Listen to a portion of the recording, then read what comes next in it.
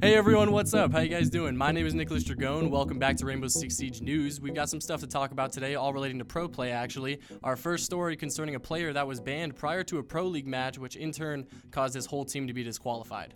The player in question here is Rix, a Southeast Asian Pro League contender who plays for the team Scrypt, and back in July, Rix and his team had a match coming up against Aerowolf, but due to toxicity, Rix was not able to participate, because you see, ESL has a rule where if you have any standing bans, they can choose whether or not to let you participate in pro play, and in this case, they decided, no, we're just not going to let Rix play. So in return, Scrypt decided to make use of their substitutes. They brought in a guy named Wild Lotus, and they ended up finishing the game. Everything seems fine and dandy, but as it turns out, Wild Lotus was not the one playing. ESL was suspicious that Rix was using Wild Lotus's account to play in the competition, so they contacted the team themselves, to which they admitted, yes, Rix was using Wild Lotus's account to play that match against Aerowolf, and ESL was not having it. They actually disqualified and banned Scrypt from competing for the rest of Season 10. So take this as a lesson, folks. Don't be toxic, because all it took was one guy with an outstanding ban for toxicity to get the rest of his team disqualified.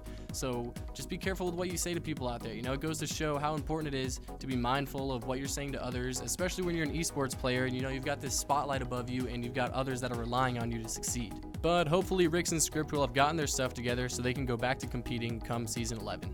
And in other news, something small for you guys here, Nokk and Warden are now available to be used in pro play, and this isn't anything particularly exciting for most people out there because no one really plays Nokk or Warden. Not to trash on any of you guys if you do main them, because if you do, I have nothing but respect for you, but it's a small little announcement that I figured I'd make because, hey, maybe we'll see him in pro play.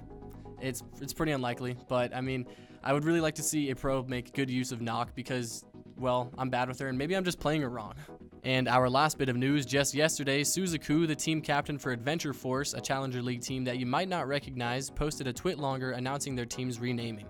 And they didn't rename it because they wanted to. They actually used to be called the Buttcheek Bandits, but ESL said it was too inappropriate and that they had to change it. And the story behind them getting their new name, Adventure Force, is actually pretty funny. Suzaku said that they were just Googling random things, and they were originally going to go with the name Super Soakers, but then they saw a picture of a water gun that said Adventure Force on it, so they just went with that.